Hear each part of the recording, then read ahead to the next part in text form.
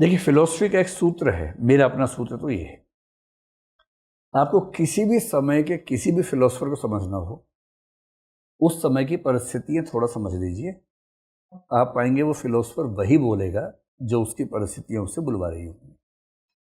इतना ही नहीं, अगर आपकी परिस्थितियां किसी को पूरी ज्ञात हो तो आप लगभग वही बोलेंगे जो कोई समझदार व्यक्ति कल्पना कर सकता है कि इन परिस्थितियों में कोई क्या बोलेगा। तो बुद्ध के काल में, बुद्ध का समय आपको पता है 6th सेंचुरी BC का था, तो उस समय कौन सी ऐसी परिस्थितियां थी, आपने हिस्ट्री में खूब पढ़ा हुआ है। हल्का सा रिवाइज कर लेते हैं, मोटी मोटी 3-4 बातें, ताकि आपको ध्यान रहे। 6th सेंचुरी BC में आर्थिक परिस्थिति में आपको पता है कि कृषि कार्य में पहली बार लोहे का प्रयोग बड़े पैमाने पर होना शुरू हुआ था। और लोहे का प्रयोग होने से सबसे पहले 1-2 परिणाम क्या हुए थे। एक तो खेती की जमीन बढ़ गई थी, क्योंकि अब काट सकते हैं जंगलों को, है ना। और दूसरा, लोहे का फाल यूज करने लगे तो उससे जमीन की उत्पादकता बढ़ गई थी। तो जमीन भी बढ़ गई, जमीन की उत्पादकता भी बढ़ गई। गंगा यमुना के आसपास सब सारा काम कर रहे हैं, पानी है ही जमीन में, सिंचाई होती ही है, और इसलिए कुल मिला के जो उत्पादन है कृषि का बहुत ज्यादा बढ़ गया है। कृषि जैसी किसी समाज में शुरू होती है ना, पहली बार परमानेंट सेटलमेंट होना शुरू होता है, वरना लोग तो खाना बदोश होते हैं। अब कृषि है तो लोग स्थायी रूप से रहने लग जाते हैं, वहीं बस जाते हैं, घर बनाने लगते हैं, गांव बनाने लगते हैं। अब ये सब हमारे देश में उत्तर भारत के क्षेत्र में शुरू हो गया था।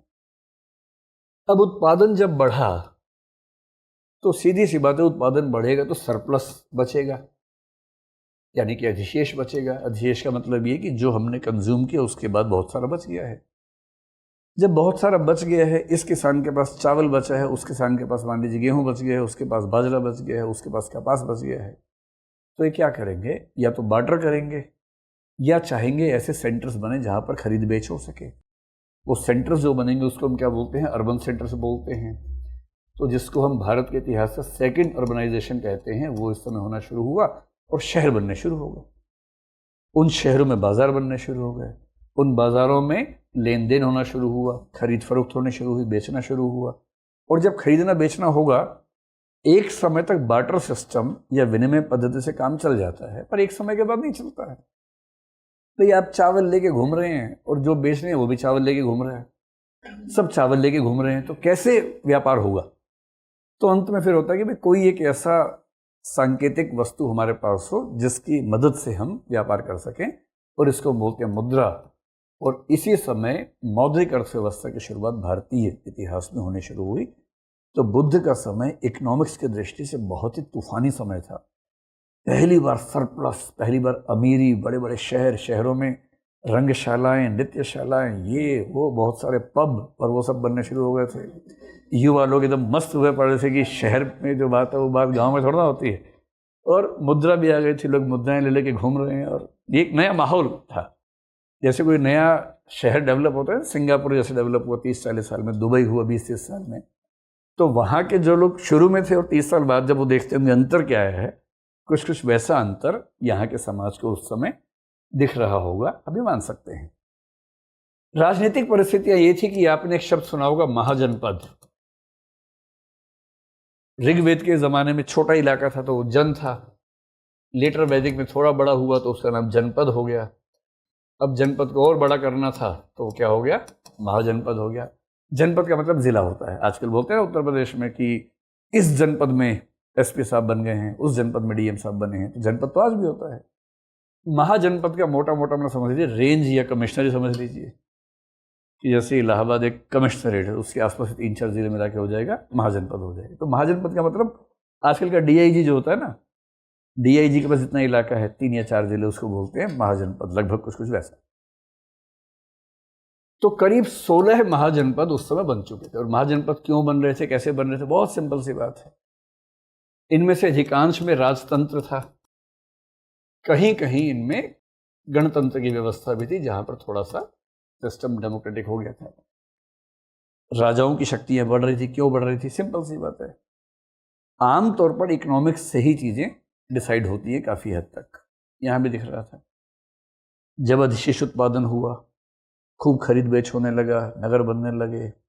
जब आर्थिक क्रियाएं बहुत ज्यादा होंगी तो उससे क्या होगा, कर मिलेगा, कर आएगा तो राजस्व बढ़ेगा, राजस्व बढ़ेगा तो जो राज का कोष है वो बढ़ेगा, कोष बढ़ेगा तो राजा कहाँ खर्च करेगा? सेना पे खर्च कर सकता है, वो हथियारों पर खर्च कर सकता है, आयुध पर खर्च कर सकता है।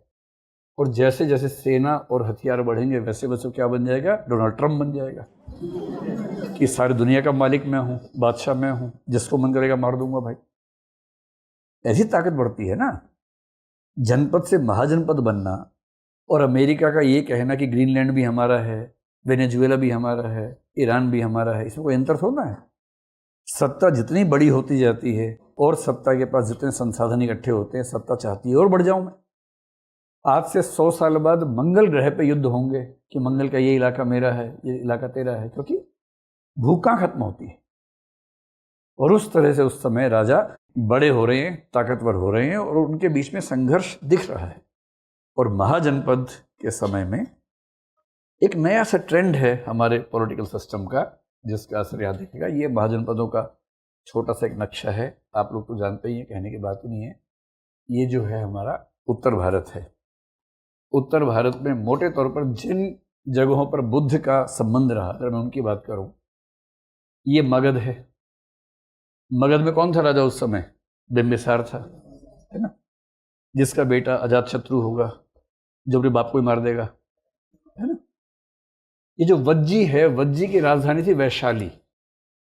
अगर आप पटना से जाएंगे थोड़ा सा हाजीपुर की तरफ बढ़ेंगे आगे तो वैशाली आज भी आता है, वो वैशाली है। वो वज्जी जो था गणतंत्र, उसका इलाका था। मल्ल का मतलब आज का हो गया गोरखपुर। तो जो कुशीनगर है जहां बुद्ध की मृत्यु हुई वो मल्ल इलाके में आता था, लेकिन आजकल जो गोरखपुर के आसपास का इलाका है उसको आप कह सकते हैं कि मल्ल महाजनपद था। कोसल महाजनपद का मतलब, कोसल तो कौशल्या का इलाका, अयोध्या, अयोध्या उसके केंद्र में है। लेकिन उस समय जो कोसल था उसकी राजधानी कौन सा शहर था? श्रावस्ती थी। तो श्रावस्ती या सावत्थी बोलते थे पाली भाषा में। तो जब भी मैं श्रावस्ती या कौशल बोलूं आप इसका ध्यान रख लीजिएगा। और कौशल के उस समय जो राजा थे उनका नाम था प्रसेनजीत।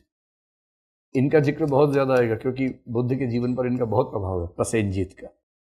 तो ध्यान रखना है, कौशल मतलब प्रसेनजीत का इलाका, श्रावस्ती उनकी राजधानी है। प्रसेनजीत का एक बेटा भी है जिसका नाम है जेत, उसका नाम भी आएगा। जेतवन सुना है कभी आप लोगों ने? तो जेतवन किसका था? बेसिकली जेत का था, यहां से बना है। तो प्रसन्नजीत का बेटा जेत, जिसका जिक्र कहानी के दूसरे हिस्से में आएगा।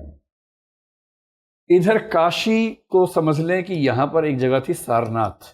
वाराणसी तो है ही, सारनाथ ऐसी जगह है जहां पर इनका लिंक रहा।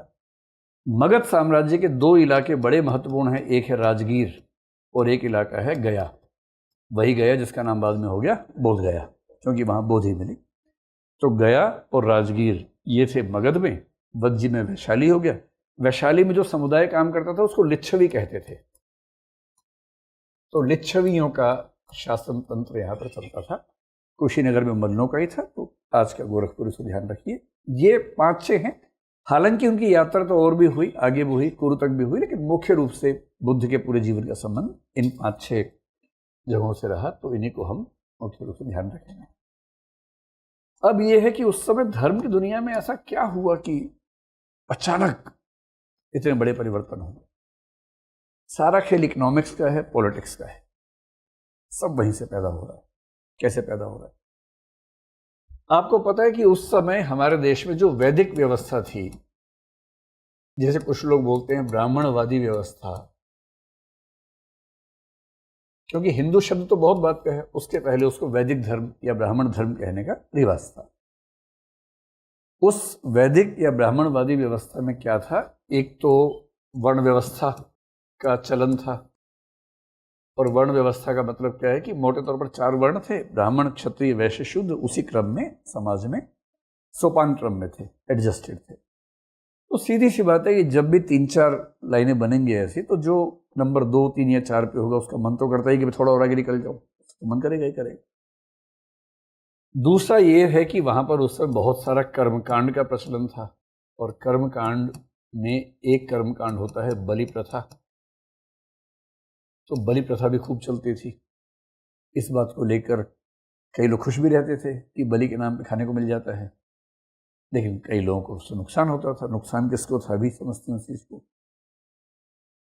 चौथी एक चीज़ आपने पता नहीं कभी गौर की है या नहीं की है, आपने ये सुना कि कैथोलिक और प्रोटेस्टेंट का झगड़ा हुआ था यूरोप के इतिहास में, सुना है? जिन मुद्दों को लेकर झगड़ा हुआ था उनमें से एक मुद्दा ये था कि कैथोलिक लोग मानते थे कि पैसा ब्याज पर देना एक पाप है, और पैसा कमाना भी अपने आप में एक पाप ही है, क्योंकि आपको जीवन मिला है केवल धार्मिक काम करने के लिए, चुपचाप धार्मिक काम करते रहो, ज़्यादा से ज़्यादा छुट्टियां रखो, होली डे यानी कि हॉलीडे, छुट्टी के दिन यानी पवित्र दिन, भगवान की पूजा करते रहो, जिंदा रहने भर के कमाते रहो, ज़्यादा इस चक्कर में नहीं पड़ना है, ये असली जीवन नहीं, असली जीवन वहाँ है, लौटना है वहाँ भगवान के पास। प्रोटेस्टेंट लोगों ने कहा ना भाई ना, हम तो कमाएंगे, व्यापार भी करेंगे। उसके पहले हालत ये थी कि जो लोग व्यापार करते थे उनका समाज में इतना अपमान होता था, जो धनी होते थे उनका इतना अपमान होता था कि धन कमाने की, अमीर बनने की, समाज के आर्थिक योगदान में भूमिका निभाने की प्रेरणा खत्म हो जाती थी। प्रोटेस्टेंट्स ने कहा हम तो प्रोटेस्ट करेंगे, हमें ये सब समझ में नहीं आता है, हम तो मानते हैं कि अगर भगवान ने आपको अमीर बनाने की योजना बनाई है तो आपके पास पैसा आएगा। कॉलिंग बोलते हैं इसको। एक कैल्विन थे, जॉन कैल्विन, उनका कॉन्सेप्ट है, कोई अमीर है तो समझ लो कि भगवान ने इसको विशेष आशीर्वाद दिए है, और अमीर होने में निहित है कि आशीर्वाद का मतलब ये भी है कि शायद मरने के बाद भी आशीर्वाद मिलने वाला है। तो जो यहाँ जितना अमीर है उतनी ही संभावना है कि स्वर्ग मिलेगा उसको।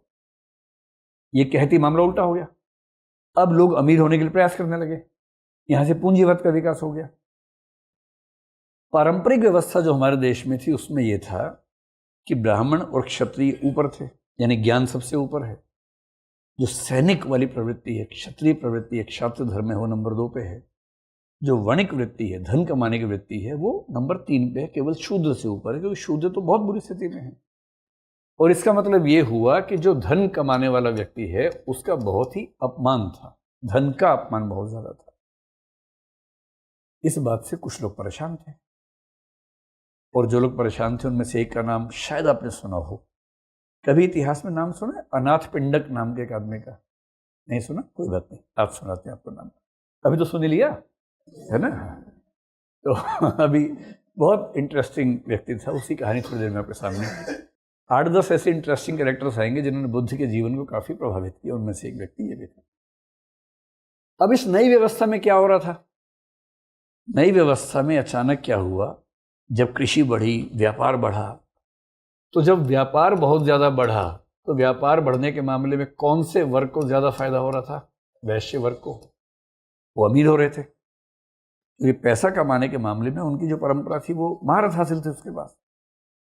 फिर जब राजा के पास खूब पैसा आने लगा, सेना बड़ी होने लगी, हथियार बढ़ने लगे, तो सेना के बढ़ने से किस वर्ग को फायदा होने लगा? क्षत्रिय वर्ग को फायदा होने लगा।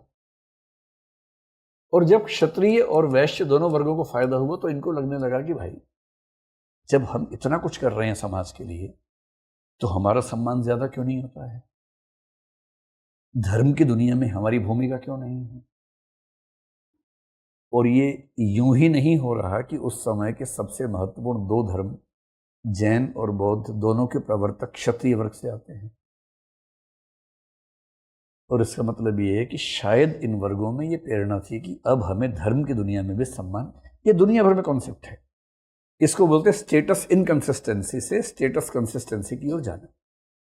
अगर आप अमीर हैं, ताकत राजनीति में ज्यादा है पर समाज में सम्मान नहीं है, आप इतना बेचैन रहेंगे समाज में सम्मान हासिल करने के लिए कि सारी ताकत वहीं झोंक देंगे अपनी, ताकि तीनों स्टेटस बराबर हो जाए। अब इनको लग रहा है कि पैसा है, ताकत है, पर धर्म की दुनिया में सम्मान नहीं है, और इसलिए वर्ण व्यवस्था के विरुद्ध एक माहौल बन रहा है। और आप देखेंगे कि उस दौर में एक परंपरा शुरू हुई जिस परंपरा को बोलते हैं श्रमण परंपरा। ये नाम तो सुना होगा आप लोगों ने, है ना? अब इसका जिक्र करेंगे। श्रमण परंपरा का बेसिक मतलब है जिन्होंने श्रम के माध्यम से धर्म की दुनिया में नया प्रयास किया, वो श्रमण कहलाते हैं। श्रमण परंपरा पहली कोशिश कर रही है वर्ण व्यवस्था को कमजोर करने की, क्योंकि वर्ण व्यवस्था की वजह से इन वर्गों को बहुत मौका नहीं मिल पा रहा। दूसरा क्या कर रही है? बलि प्रथा। मैंने कहीं पढ़ा कि उस समय जो बड़े यज्ञ होते थे, छोटे में तो नहीं होता होगा लेकिन कोई बड़ा यज्ञ है, और बहुत बड़े यज्ञ में राजा को या किसी अमीर आदमी को बहुत ज़्यादा पुण्य चाहिए। बहुत पुण्य चाहिए तो क्या करना पड़ेगा, 1000 या 10,000 बैल काटने पड़ेंगे। जितने बैल काटोगे उतना पुण्य मिलेगा। अब दिक्कत है कि जो खेती करने वाले लोग हैं उनको बहुत टेंशन होती है। जैसे कोई बैल जाता है उनको लगता है अरे भाई मर गए। उनको बैलों से मोहब्बत है ऐसा नहीं है, उनको हल जोतने के लिए बैल चाहिए। अमेरिका में अगर आपने अब्राहम लिंकन का इतिहास पढ़ा हो, अमेरिकी क्रांति का, उनको दासों की मुक्ति से इमोशनल मतलब कितना था हमें नहीं पता, पर उत्तर अमेरिका में दासों की जरूरत थी और दक्षिण अमेरिका के लोग जो खेती प्रधान थे वो दास छोड़ने को तैयार नहीं थे। उत्तर अमेरिका को मजदूर चाहिए थे, और मजदूर कहाँ से आएंगे? दास प्रथा खत्म होगी तो दास लोग मजदूर बन के वहाँ जाएंगे। दास प्रथा खत्म ना हो ये दक्षिण अमेरिका पूरी ताकत लगा रहा था। इस चक्कर में अमेरिका के 7 राज्य एक अलग देश बनाते हैं। गृह युद्ध चलता है 5-6 साल तक, उसके बाद जाके फिर अमेरिका वापस एक देश बनता है। ऐसे यहाँ भी चल रहा है। तो कृषि के लिए चाहिए कि पशु बलि खत्म हो। इसलिए आप देखेंगे कि चाहे बौद्ध धर्म हो चाहे जैन धर्म हो, ये सारे अचानक अहिंसा की बात कर रहे हैं। अहिंसा केवल इसलिए नहीं है कि उनके अंदर बहुत दया करुणा है, वो तो एक पक्ष है ही। उस समय की इकोनॉमी की जरूरत है कि अहिंसा हो, ताकि कृषि के विकास में पशुओं की शक्ति का ज्यादा से ज्यादा इस्तेमाल किया जा सके। और अंतिम समस्या ये कि धन कमाना अपने आप में क्या निम्न कर्म है या उसको अच्छा कर्म माना जा सकता है?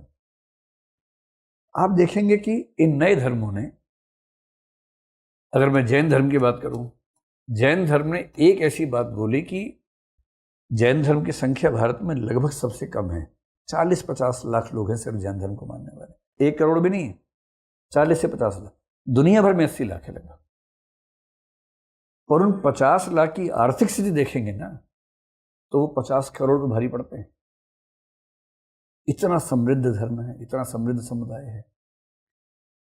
किसी का सरनेम जैन हो तो आप एज्यूम कर सकते हैं आमतौर पर कि अमीर ही होगा, क्योंकि उन्होंने इतने लंबे समय में ऐसी परंपरा डेवलप कर रखी।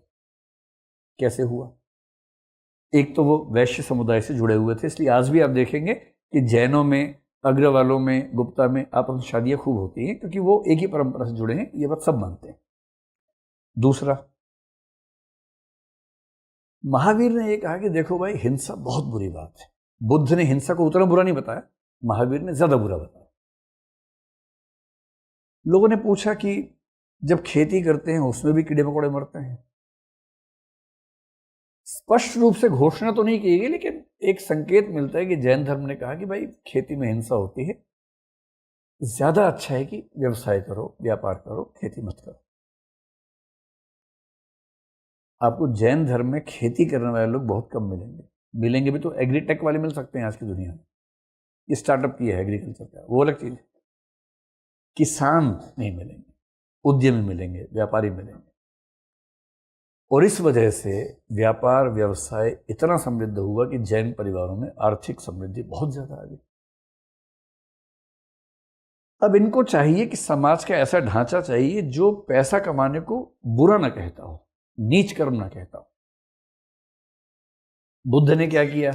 बुद्ध से लोगों ने पूछा, बुद्ध ने कहा देखो भाई, सम्यक आजीविका होनी चाहिए, और सम्यक आजीविका में कुछ भी हो सकता है। आप जो भी काम करते हैं बस सम्यक तरीके से, उचित तरीके से कमाते रहिए।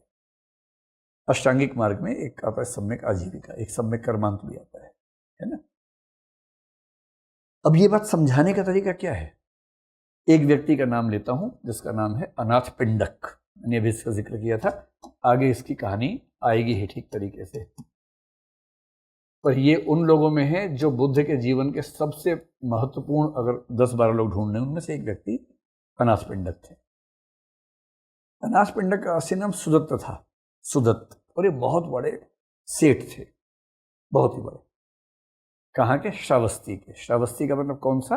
कौशल, है ना, कौशल गणराज्य में या महाजनपद में।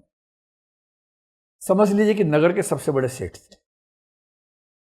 और जब पहली बार ये बुद्ध से मिले, इन्होंने पता है क्या सवाल पूछा? इन्होंने कहा कि हे महात्मा, मैं जानता हूं कि जीवन में सबसे अच्छा काम है प्रव्रज्या धारण करके सन्यासी हो जाना। मैं जानता हूँ कि जितना सुख आपको मिलता होगा सन्यासी होने से, उतना सुख किसी और को नहीं मिलता होगा, मेरे जैसे लोगों को तो नहीं मिल सकता।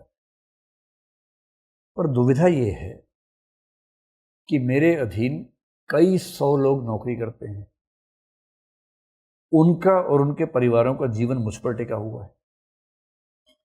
मेरे पास बहुत ज़्यादा संपत्ति है, वो संपत्ति गलत हाथ में चली गई, उसका दुरुपयोग भी हो सकता है। मैं तो बहुत मदद करता हूँ समाज की, तो चला रहा हूँ। मेरी दुविधा ये है कि क्या मैं ये सब छोड़ के भिक्षुक बन जाऊं, आपके पास आ जाऊं? और बुद्ध ने कहा नहीं,